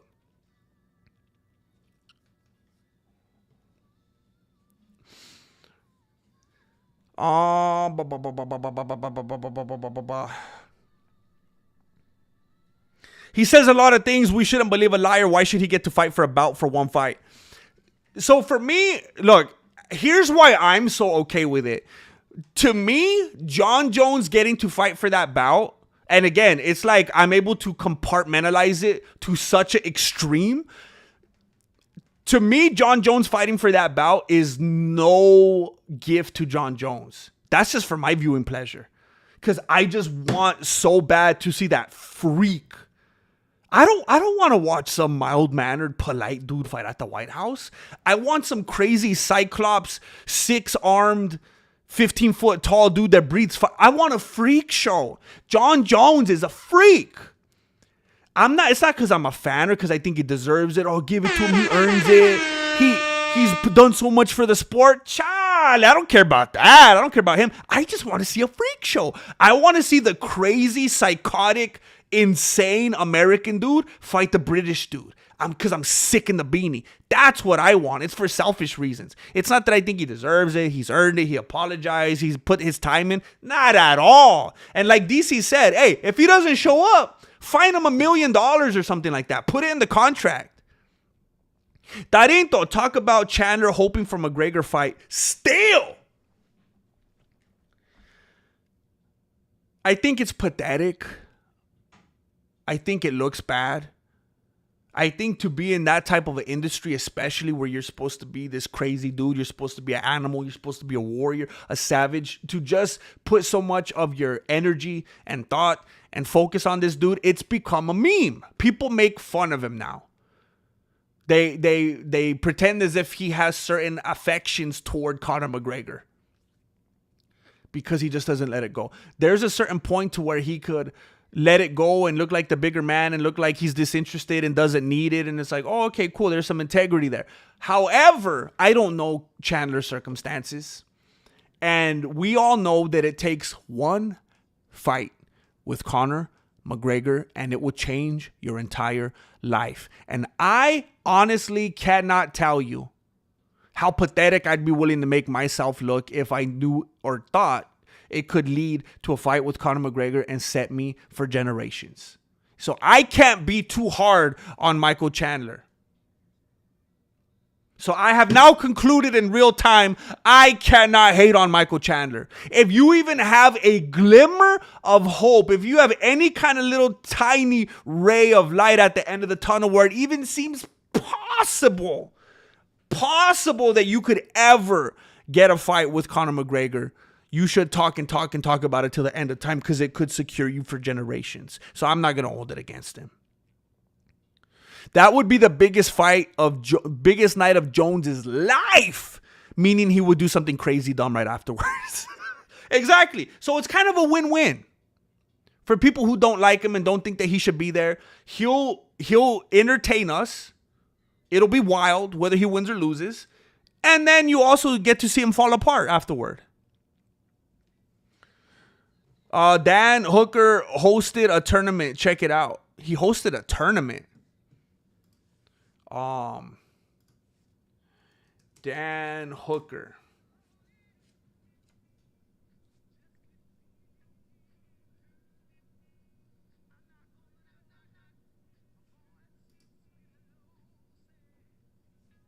Are you? What kind of tournament? I'm not seeing it. Dan Hooker tournament. Oh, here we go. Dan Hooker holds 50,000 gym fight tournament. Oh, snap. He had like a Enter the Dragon at his tournament. Oh, snap. It's over an hour long.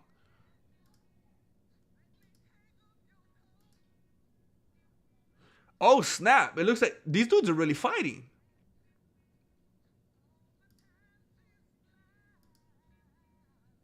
Oh, snap. Oh, and it was only 5 hours ago. This is fresh. Okay, I'm going to stop watching it because I want to watch it in real time all the way through. That could be fun. Hopefully, I could get something out of that. Thank you for telling me about it.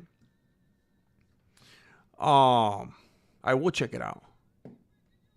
The division will never move on if Jon fights for the bout. That is a sacrifice that I'm willing to make. No, I see your point. I do see your point. It just seems, and I know it could make things complicated for people if they just dislike Jon Jones so much. But I just feel like it's so fake right now. And to be fair, I feel the same way about Volkanovski. And I love Volkanovski. And you guys better not pretend that I don't. I am a Volkamaniac. I love Volkanovski. But I will tell you, till the beanies fall off, that he's like a fake champion right now. He holds the title that he got because the dude that knocked him out left it as leftovers for him. Here you go. I don't want it no more. I'm done with it. And it keeps me tossing and turning, I'm telling you. Because I love Volkanovski. But I feel the same way about the heavyweight division right now. It doesn't feel real. It feels fake because he did not beat the dude. And I know people could come back and say, well, Jones didn't fight Ngannou either. Well, yeah, because Ngannou took off saying that he was going to go live in Africa. And then he said, chale, the weather's nice over here. Ngannou just kept dipping. He wanted to go box, said he was going to go to Africa. Said, chale, didn't go to Africa. He's like, where's Waldo? So it's a mess. It's complicated. I know.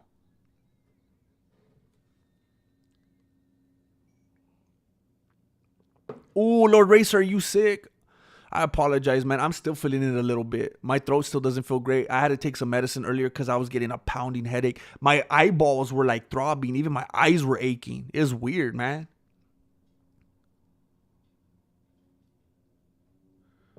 Jones beat Spinal. I think so. I think so. I think it's objective. I think it's objective. And I don't even have to hate I don't even have to hate Tomas Aspinall to say that. I don't have to. Tomas Aspinall, it's very interesting. I mean, maybe he's just a freak of nature. But so much of fighting is mental, and he has said it. He has said it that he wouldn't even fight anymore if his dad wasn't his manager. Someone asked him, well, what if he wasn't your manager? If what he decides he's not going to do, he says, I'll quit. I won't fight anymore. When you're able to just like Poirier when he's telling DC, I don't love it anymore. I don't want to fight anymore. I don't even care. Well, yeah, we could see that. We could see that in the results.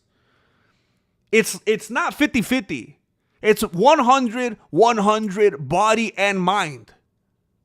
I mean, we know mind over matter is such a real thing. If the mind's not there, it don't matter. Bro, I just made that up right now.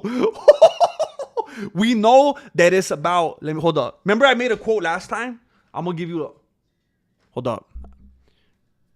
We already know that it's mind over matter.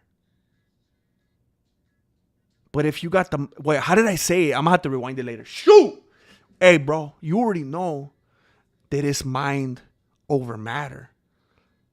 So if you don't got that mindset, it don't even matter. I don't know. I gotta fine tune it. I gotta tweak it. But I like that. Hey, bro. So that's a line in the movie. Hey, look it, bro. We're in the corner right now before round 3, before round 5. Listen, it's mind over matter. But if you don't got that mind, then it don't matter. And you're trying to tell them it's about the mindset, fool. I like that. I'm gonna do something with that. I could work with that. Hope Hooker has all those dudes sign ironclad waivers with all those tournaments. Yeah, he better, bro. That's a big old lawsuit right there, huh? Yeah. If the mind isn't there, it doesn't matter. That's what I'm telling you. It was like the last time. Hey, you know what they say, fool? Ignorance is bliss. But you know what? Bliss is ignorance. For me and for you, the world is a ghetto. And I'm going off the beanie right here, Chrissy J. I'm going off the beanie. And I'm sick. I'm on medication right now. I'm on Tylenol right now. I'm telling you, Western Mass Climber, for real. I got a bunch of one-liners. I always text them to myself so I don't forget them. The world is a ghetto. All right, so I should probably be on my way right now. Because it's real now. It's real. We got a location. We're packing, man. We're packing. I put so much stuff in boxes last night. It's real now. It's real. You know what made me real sad? Thinking about moving this thing. The last time I did it, I was hoping I would never have to do that again. It's an antique. It's a beast. It's heavier than you would think. It's not fun. Tarinto, I know where Jupiter is, but help me find urinate. I'm trying to keep it a family show, but it's such a good line. Hey, baby, I can see Jupiter, but what I really want to see is your ring.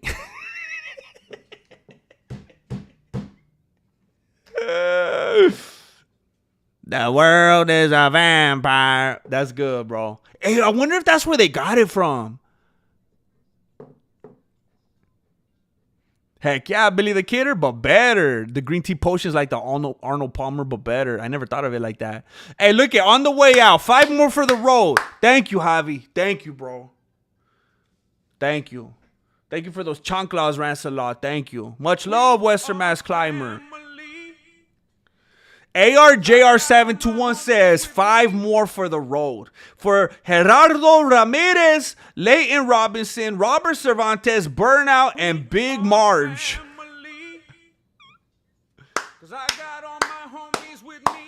We are on the road to 2 million members. We are family. 'Cause I got all my homies with me. Thank you, ARJR721. We are family. 'Cause I got all my homies with me. Everybody that was just blessed with the membership from ARJR721, please don't forget to scope the YouTube membership perks tab on my homepage. I got all my homies with me. Thank you. Thank you. I welcome all you new gringos, you green taggers into the family. We've been waiting for you this whole time.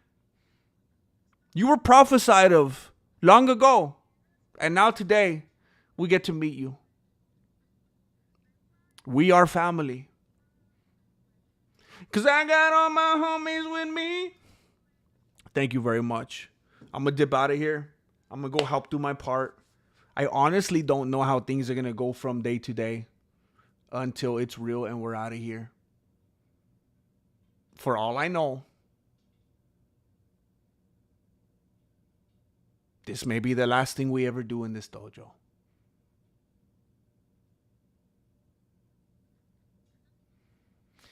We've had some pretty fun memories in here.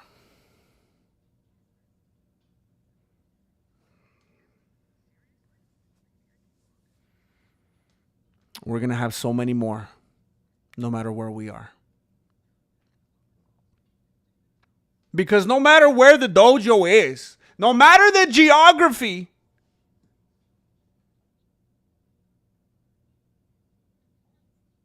I appreciate that, David. I will keep that in mind. They're always fun. Something that we all got to remember, no matter the geography, we are family. Because I got all my homies with me.